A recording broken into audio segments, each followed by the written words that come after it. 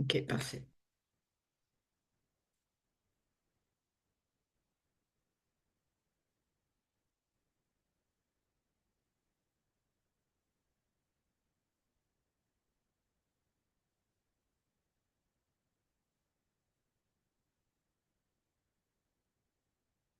I think we can start. And just in the interest of time, I want to respect the time of everyone who's rather busy.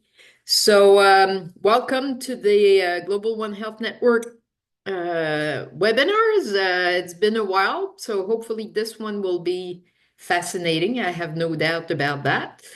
So, my name is Helene Carabin, the co-director of the Global One Health Network. So, I'm very pleased to have you today. And we have today we have José Denis-Robichaud, who's a veterinary epidemiologist. She works as an independent researcher.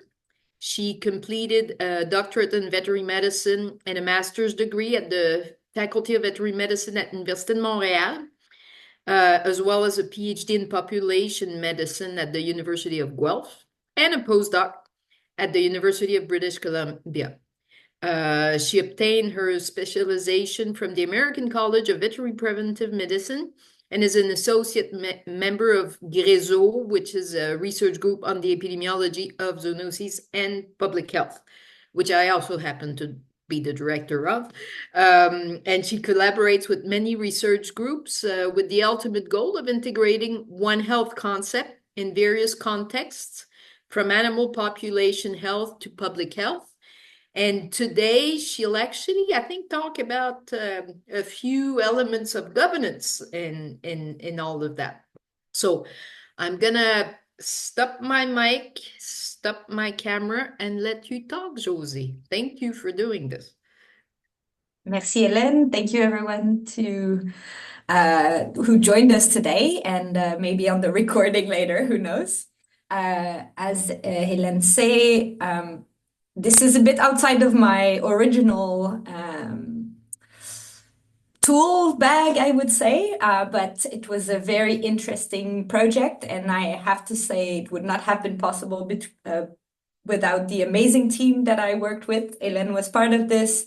Nancy was part of this. It was a very big team, and it the whole thing. And I will start with the conclusion because maybe you only have time for this, and then you can take it home, and hopefully it grabs your attention enough that you want to listen to the whole thing. But this whole project came to publication, and you can get the publication with the QR code on this slide.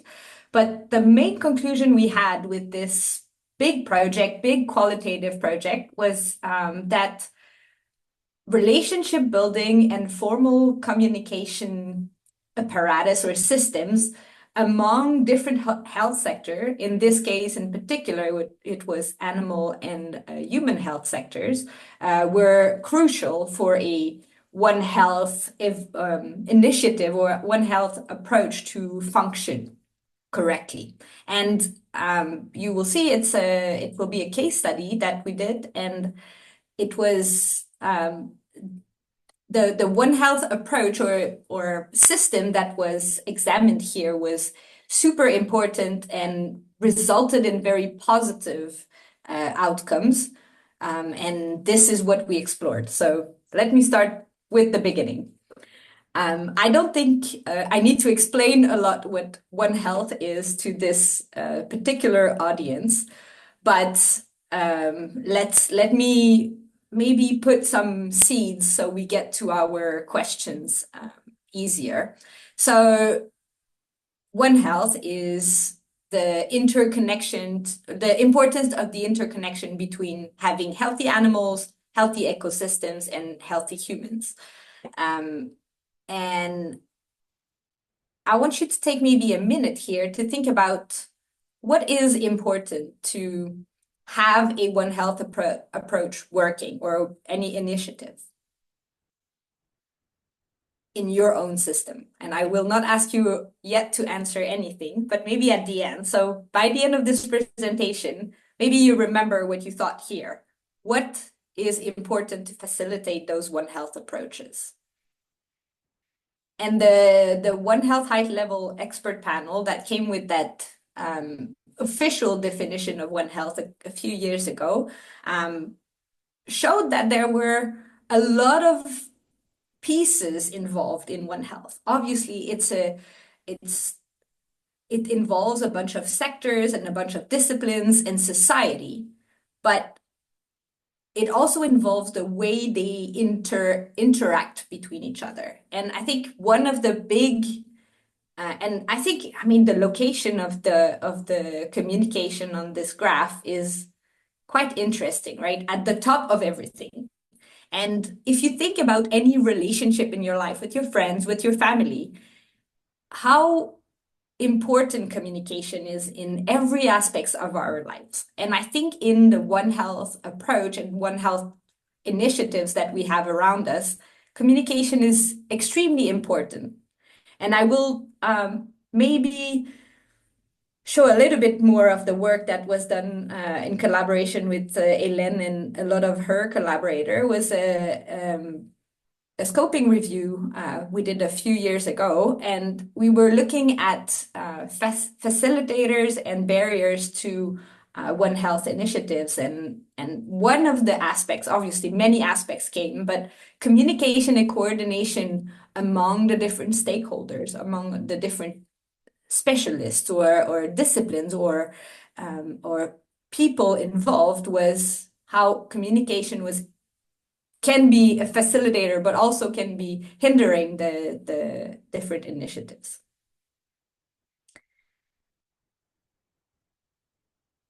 See? Okay, so we're back on. So when you think about One Health, if you have any One Health in your life, what can improve communication among the different sectors? What comes to mind when you think about that? And there is a little bit of literature, but it is quite limited, especially in the context of One Health. But one of the qualitative work that was done suggested that having simplified relationships could help with improving communication among different sectors, right? Let's say something is happening, can I just pick up the phone to talk about it with a colleague or a friend? Not a friend, but someone I work with, or even someone I expect will need this information. So this brings us to the first or the objective of this particular project, right? We wanted to describe the different communication channels that were involved among stakeholders from different health sectors, so animal health, human health, and to identify like communication elements that were supporting One Health approach. And I will go a little bit more into detail on the infectious disease that we picked, because we're doing a description of all the communication channels among different health sectors would be quite a big task, right? We needed to have a little bit more of a specific scope, and we picked influenza. And the reason we picked influenza, there are many reasons, right? But I think this image is quite self-explanatory, right? There are so many relations between wildlife animals, domestic animals, and humans, and in many directions, right? The arrows are not in only one way; they're going both ways. So there's a lot of transmission intra, but also interspecies. And it has been observed, and if you read the news any day in the past number of years, you've seen a lot of influenza out there, right? In the past year, cows in the US, in the past few years, a lot of birds, commercial birds, wild birds in nature, but also seals or different wildlife animals. And while the avian influenza is very much in the news, the swine flu is also quite an important zoonotic agent and has been reported multiple times by authorities that there was infection of pigs and infection of humans with swine viruses. And this came into feeding our objectives, right? So I go back to the objective. We wanted to describe communication channels among stakeholders from different health sectors. And then now we're making it a little bit more precise, so that we're involved in a human case of swine influenza in Canada that happened in 2020. And still, the second objective stays the same. We wanted to identify the communication elements that were supporting the One Health approach in this particular case. But you'll see quickly that while our focus was on one event, it also feeds into a lot of other processes that are around it. So the method we picked that one case of human influenza. It was a swine virus that happened in October 2020 in Alberta. And I think the reason, as I said earlier, the reason we picked this particular case, one of the reasons is that the case was managed really well, and the communication by some of the people, colleague on this project, a lot of people found that it was an event that was well managed and where the communication happened well. So we wanted to understand what happened and what maybe didn't happen, but how did this process resulted in not in expand or an outbreak of multiple cases, right? It remained one case of swine influenza in a human and it stayed there, and it was managed really well. So what we did was first a documentary research after we picked the case, and we also did 15 semi-structured interviews, and the participants were identified originally from personal experience from the members of our team, and then snowballing was used to identify the subsequent people to interview. And it was during the COVID that we did the interview, so that was something that needs to be taken into account. A lot of people were not available for interviews, but we did our best to depict as best as we could this event. And then for the communication channel, we did a descriptive process. We tried to make it visual, but you'll see in the future slides, it doesn't make it simple because it's visual. And we also did the thematic analysis for the facilitator and barriers to the communication. So for the results, two main results, and I will detail them separately. So first, we looked into the surveillance system, because when we entered this project, even though we had as an objective to explore this particular event, everyone said before the event happened, there's a lot of things happening before. And the surveillance systems we have in Canada are super important to consider, especially for this event, but for all events of influenza or zoonotic influenza. And then the second finding, which is more related to the facilitator and barriers, is that the good communication and the good response that we had during that event was because there was available information that was collected during that surveillance step, and then collaboration and trust among the stakeholders from the different sectors was present. Let me go into this a little bit further. So first result, as I told you, surveillance was mentioned by many stakeholders as a key of what was happening, why the communication and why the response of this event went well, right? So visually, please don't try to read this. Don't try to understand it yet. I will walk with you through it. But I think the first point I want to make with this image is that communication channels, I guess One Health or not, because we're not really in the One Health part yet, are multiple and quite complex. If you can see the arrows, they're going everywhere, right? And there's a lot of intercommunication. But I want to talk about the animal health surveillance, which is what I tried to graph here. So this is the channels that that were identified for the influenza and surveillance in pig in Alberta. So we're in a really small, precise part of animal surveillance. And I'm taking you to the left with this kind of zoom of the left part of the graph. And as you can see, the surveillance happens obviously in the farms, right? By farmers, by veterinarians, but also in the slaughterhouses and in the laboratories, right? So a lot of animal health workers or people that are in the field are involved in that first part of the surveillance.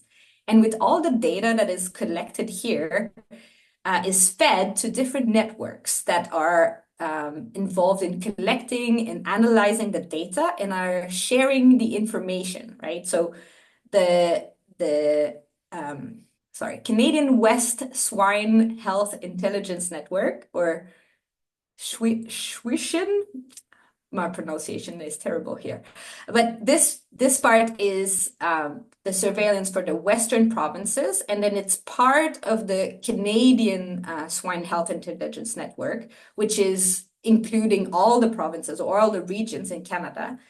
And it's also related to the Canadian Animal Health Surveillance System, the CAS program. So all these ones will have data, or the data happens here and is summarized into information, and then is shared back to the field workers, to the veterinarians, but also in the red part, which is a little bit cut here, but is the government part, right? So the movement of not the raw data, but the analyzed information is shared to everyone, and a lot of reports are available. And you'll see how this comes handy later.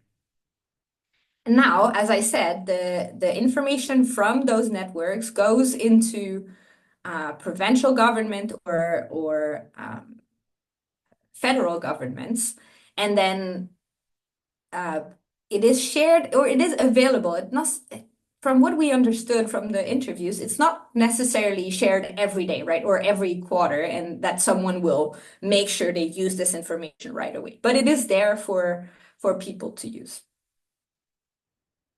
And then if we look at the more governmental part, so you have provincial government and federal government, from those network, you have some of the reports that are available, but then when there's a notifiable event, then the information will move from provincial government to federal government, because we have to share these information or reportable diseases. Something that is interesting is all these purple networks, that animal health networks, are also collaborating or contributing or participating in meetings and information sharing with the Community for Emerging and Zoonotic Diseases, which is a group that is meeting very often, that is sharing a lot of information on zoonotic diseases, emerging and zoonotic diseases. And the community is very active. Though it is a voluntary participation, a lot of stakeholders actively participate in this group. And we as a group, when we did this research, we really identified this group as a key place to share information from, government, yes, at the provincial and federal level, but also at the regional level, and yes, from animal health system, but also from public health systems. So people from everywhere kind of gathering there and sharing information. So I showed you the complex picture, but if we can summarize this, right? If we're looking at animal health surveillance for influenza, you have the animal health industry stakeholders, where the sampling is happening and the interpretation is happening. And there is a communication with government stakeholders in the animal health realm. And somehow there's a little bit of sharing with the human health stakeholders, mainly with that, CAS and CZ collaboration. So that's more or less how the flow of information of surveillance happens. And during our research, we also looked at the public health surveillance for influenza, because humans also have influenza, right? Like a lot of people get vaccines for it. This is not always a zoonotic influenza, but it happens a lot. So there is a surveillance system for this. And I won't go as much into detail, but it comes to a similar process as we saw in the animal side, right? So there are patients, there are doctors that are doing tests on respiratory disease, and labs are involved. And then the provincial and federal governments are involved to a certain level. And this summarized in the same way, right? You have human health stakeholders. It's not industry, but they're in the field also, or in the hospitals. And then they have sharing information with government in the human and public health groups. The one thing that we found here, though, it was that the animal health stakeholders were not really, there were not really any direct linked, right? Like a little bit like the CSHIN is doing. There are reports. There is syndromic surveillance for humans, and there are reports that can be available to animal health stakeholders, but there's not really a way to have it, or at least when we did the research, there was no real communication channel that was happening.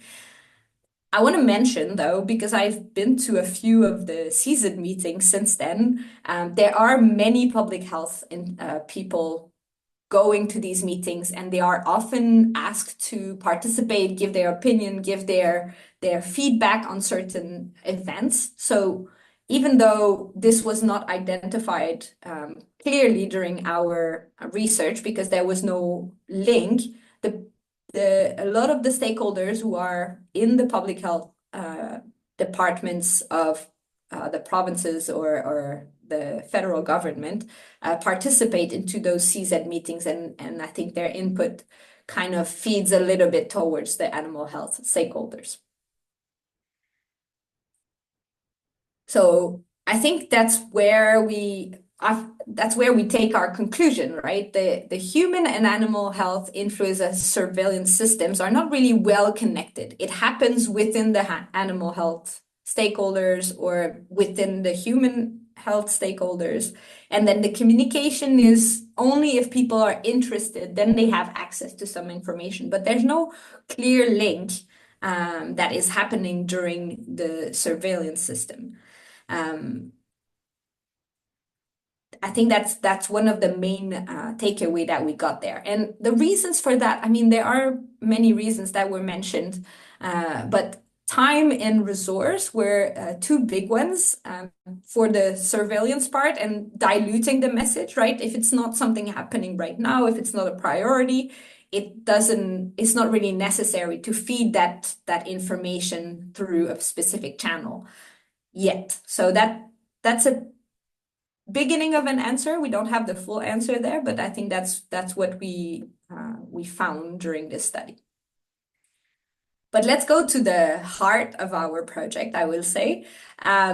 So we had that case of zoonotic influenza that happened in October 2020.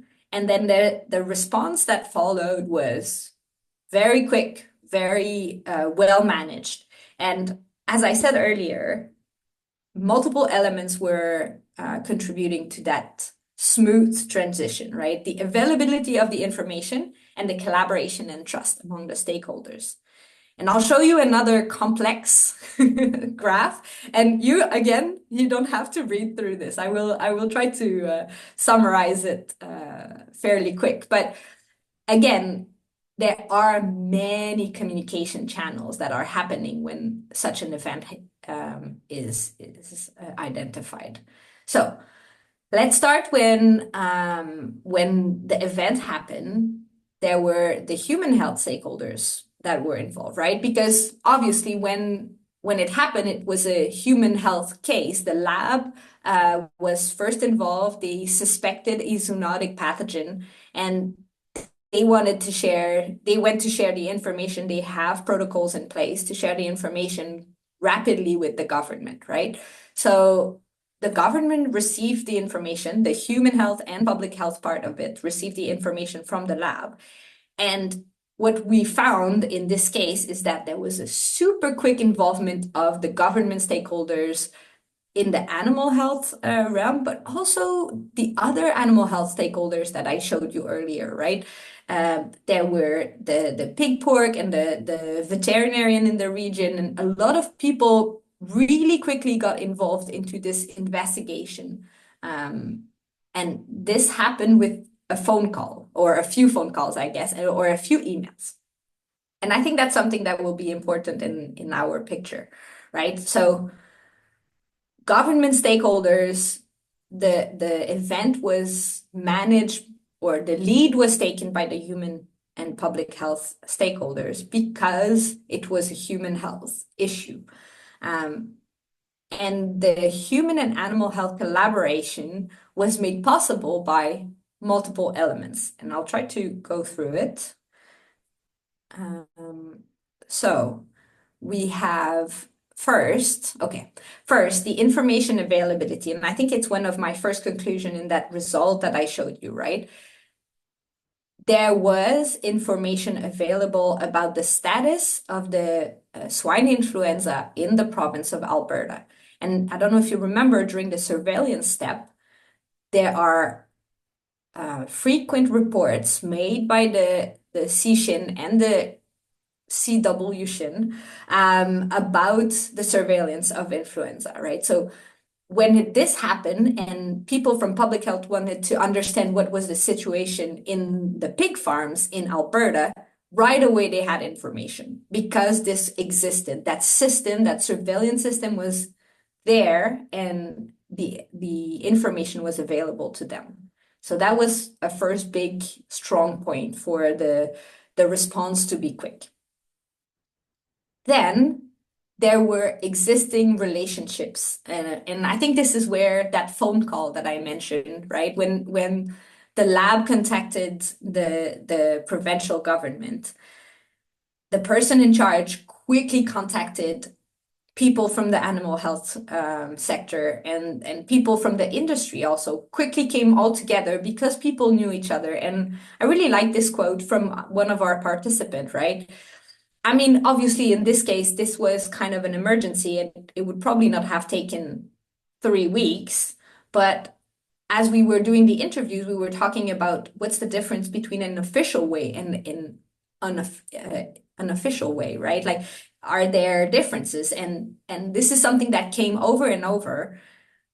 When you go through the official route, you might wait for 2 to 3 weeks, right? But if you know the person, if the person respects you and have collaborated with you already, you might get that person to get you an answer that is meaningful within 2 or 3 hours, right? It's a big difference. The magnitude is for me quite impressive. So existing relationships in this case, because that phone call happened really quick, were super important. But in many situations, knowing the people with whom you want to collaborate, or with whom you need to collaborate, is super important. Then in this particular case, one of the strategic position within the government, and this is a zoom of within the Alberta government, right? You have here, this one is the Ministry of Health, and then here is the Ministry of Agriculture. And this position, the public health veterinarian, is a shared position between these two ministries in Alberta. And many times during the interview, we were told this key position played such a central role in the communication between the agents or the stakeholders in both ministries, that it is a critical for a One Health event. This was a critical position, and having that in place made things so much easier for everyone, that I think it definitely played a role in this case. Then I think for me, this is the biggest one of the day, and I hope everyone will remember this one: trust. And it connects a little bit to pre-existing relationships, right? But trust between the stakeholders was so important. And this is a quote from one of our participants, and I'll read it because I think it's so important. you need to have some common work where you actually bring a bunch of different stakeholders and partner together and build that relationship of trust and knowledge and understanding what people can do and what they can't do and where you might need to find additional assistance, right? Understanding what other people are doing, trusting that they will do what they are supposed to do with the information you're sharing, understanding what information you need to share with them was so critical and was mentioned. It was hard to choose between all the quotes. Like this was so important. Trust, trust, trust, and build that trust. It doesn't come from nowhere. And I think one more element that is important to mention is that, especially in a One Health context, is that the relationship needs to be both ways. And I think this pictures it, right? I feel like it's a little bit of a one-way street. So the public health wants access to what's happening in agriculture, but we don't have the information or the willingness to be able to share that information back with agriculture.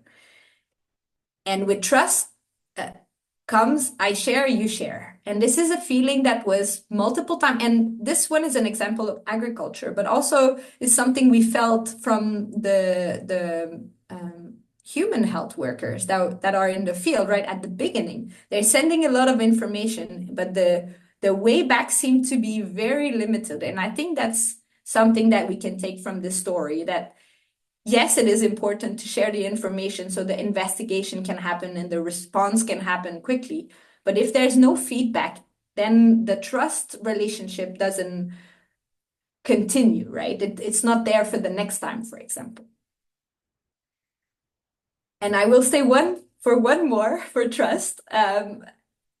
And obviously we had a lot, it happens maybe a bit more on the agriculture, or the people we interviewed were a little bit more from the agricultural side. But it was mentioned that you need to build the trust with each livestock sectors, right? Like now we were talking about pigs, obviously, because this is a swine influenza virus. But people need to know that human health is not going to destroy these sectors, right? That they're not going to use the information you just shared with them to make a decision that will impact them negatively, right? So that what was mentioned here is that generally the livestock sectors are very cautious because they're a bit scared, because they're really rarely asked what their perspective is, right? What is going to be the result for them if we take action X or Y or Z action, right? In this case, the relationships were there, the trust was there, so everything happened really nicely, but it didn't happen like this all the time. And I think the last element I want to talk about what happened in this specific case that made it very smooth is that a zoonotic influenza event in humans is reportable. So as a government, we have the duty to report it to WHO, and that makes that a lot of process are in place, right? There is a reporting channel, there are steps to follow.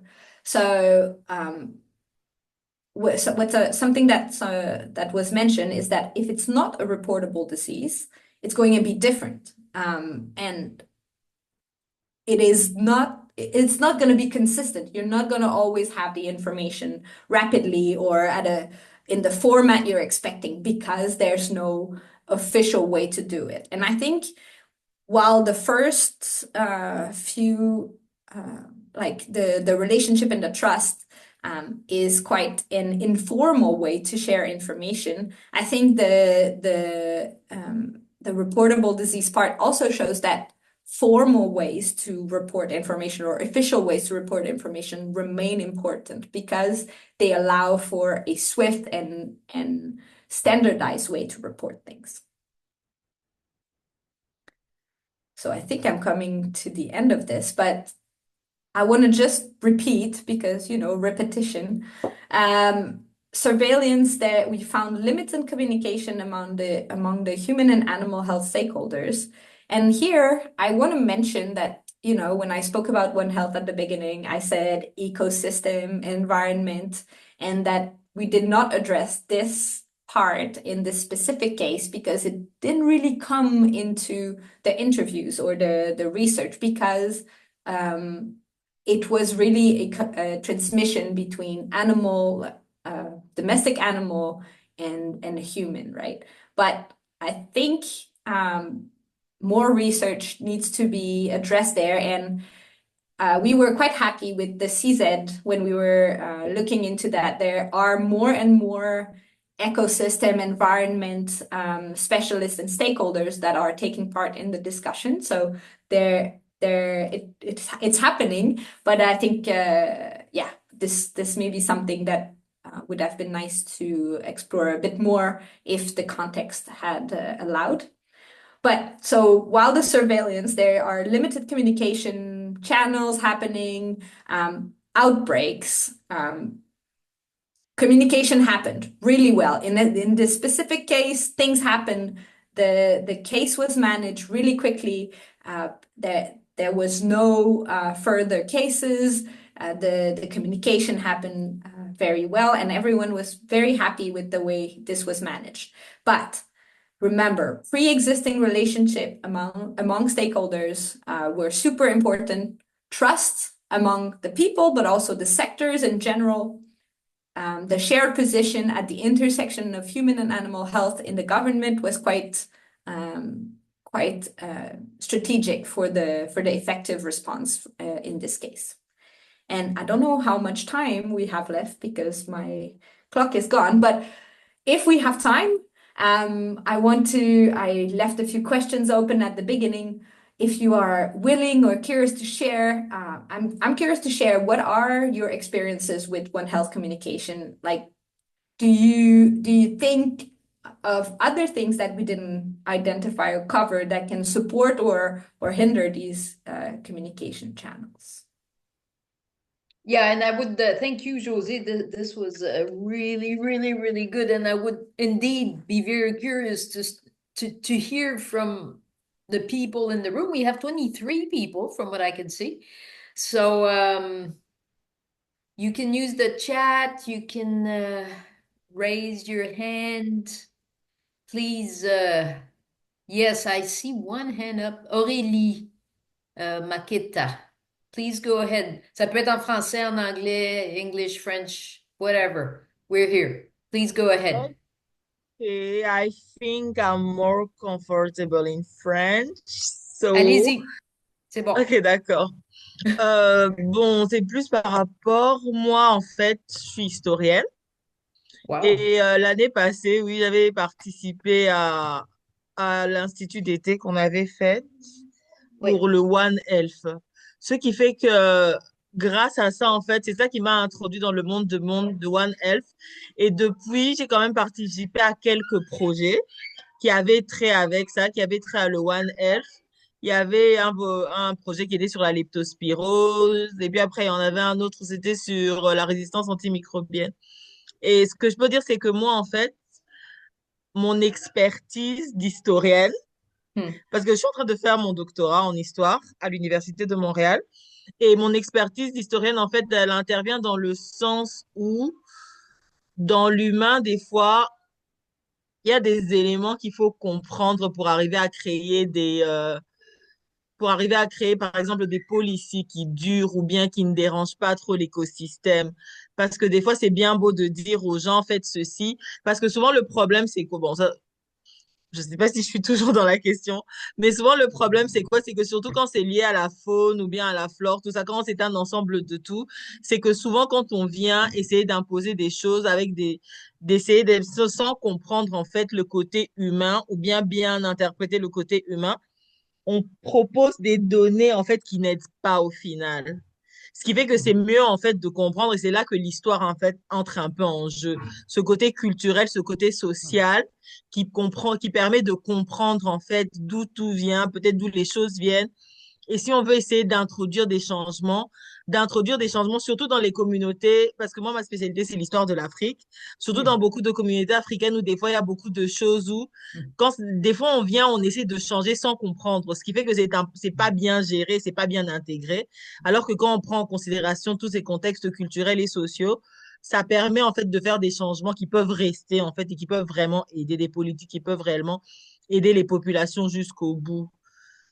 C'est un peu ça, je pouvais dire. Parce que c'est quelque chose, ça m'avait intéressé de voir que c'est vrai que quand on parle One Risk, on pense médecine, on pense agriculture, on pense vétérinaire, mais même l'histoire, en fait. On est dans One Risk et on peut aider dans One Risk. Je voulais partager ça parce que j'ai l'impression que c'était intéressant. Ah oui, absolument. Vraiment. So perhaps, José, do you want to summarize in English or you wanted me to do it? I can give it a try and then you can complete. So Aurélie was sharing that she is a historian doing her PhD, and that a little bit like, I guess, a little bit like human or animal or veterinarians or environment experts feel about how health is human-centered.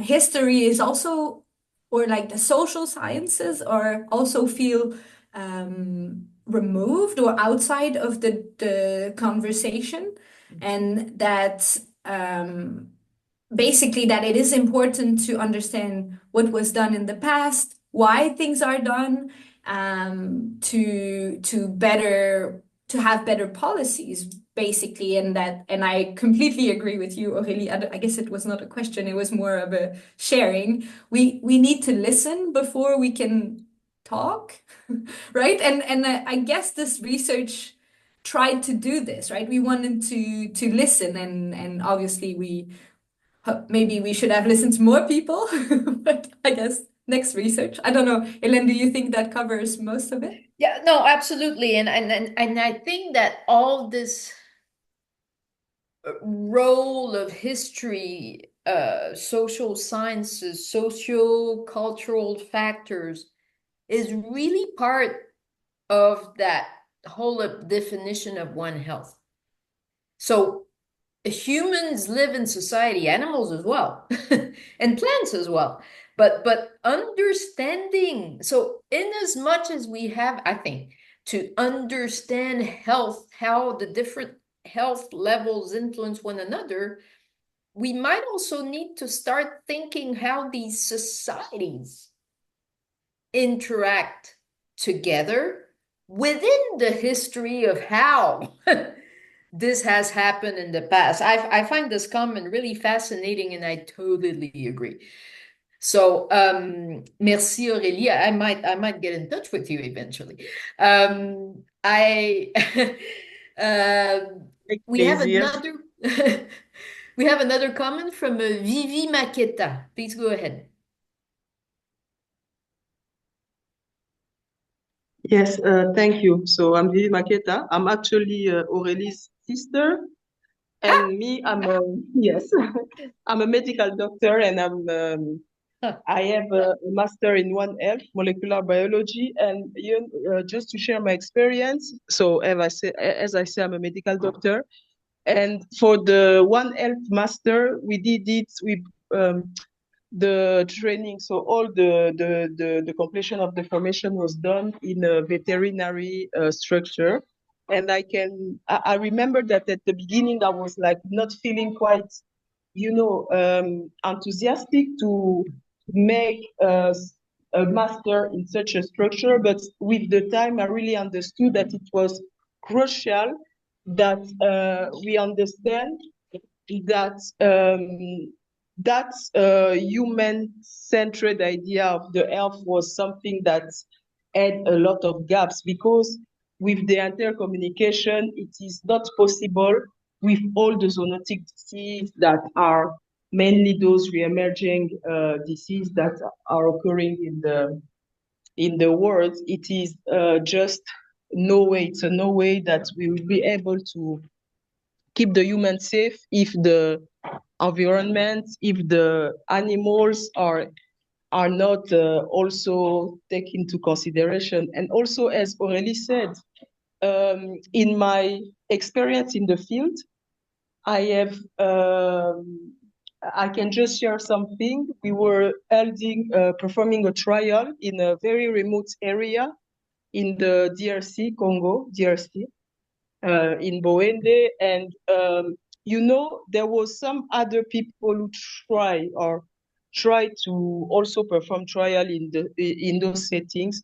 And it was not always a success because in the long term, the retention rate was very low. But when we came, we involved social scientists to make sure that we understand the disease or some health concept in the way people, the autochtone, so people from there were understanding it, so that we can also share the right messages when we will call people and tell them what we were doing, so that they are not like confusion.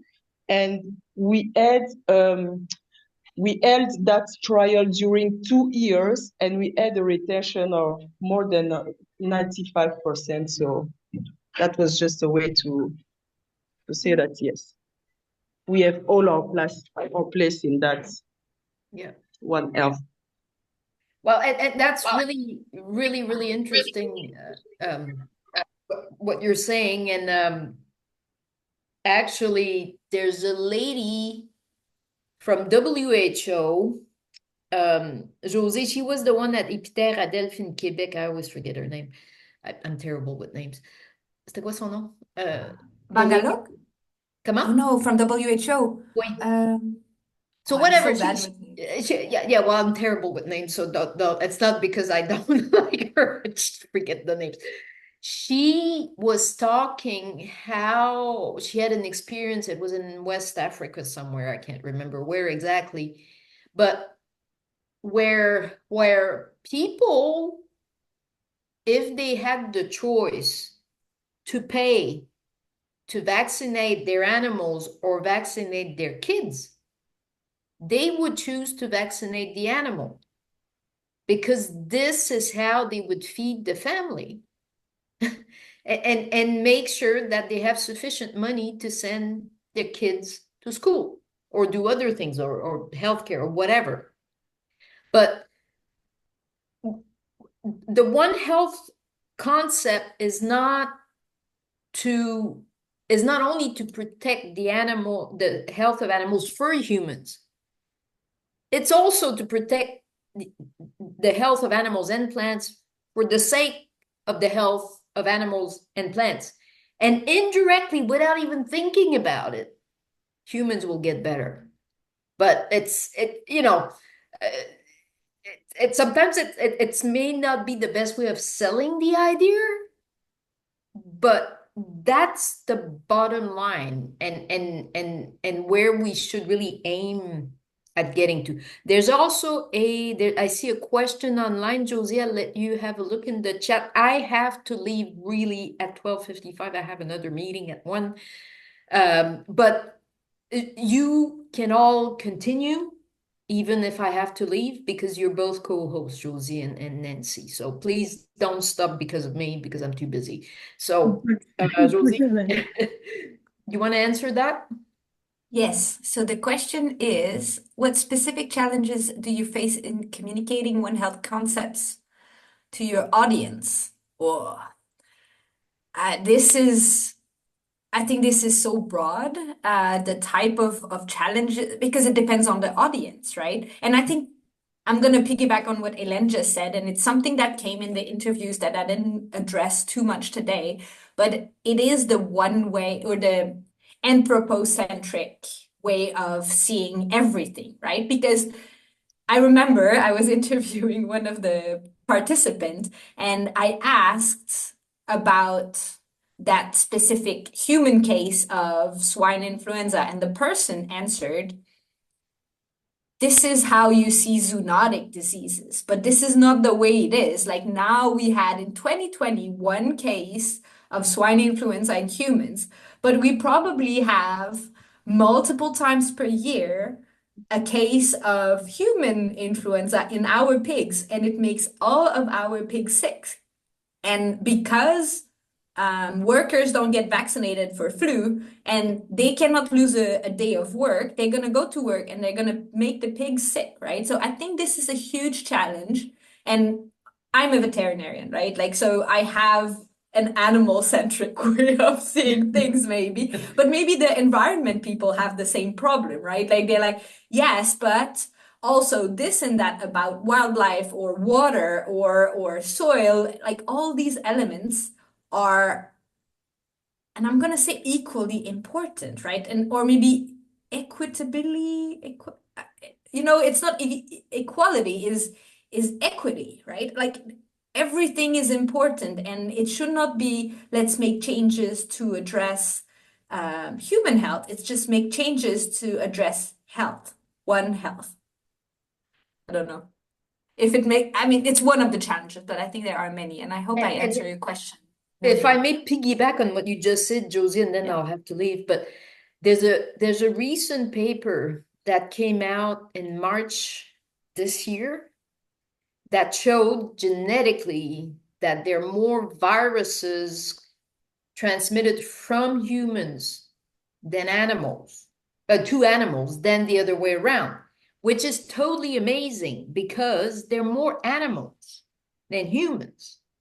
But the major source of viruses goes from humans to animal. So this is really something where our historians and social sciences, scientists of this world can help us also, and communication people help us develop the messages to get people to get this part. The human is not always the victim. The humans are actually the source of the mess we're in right now. I invite you. Apparently there's a documentary on Netflix about waste and consumerism, which is another.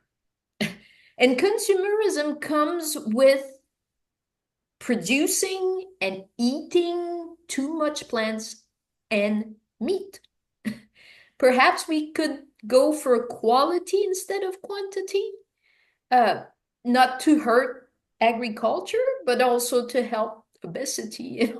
So anyway, on that, I will leave you with José and Nancy. But José, I really want to thank you again. Each time I listen to this, I'm even though I read the thing, I participated to it.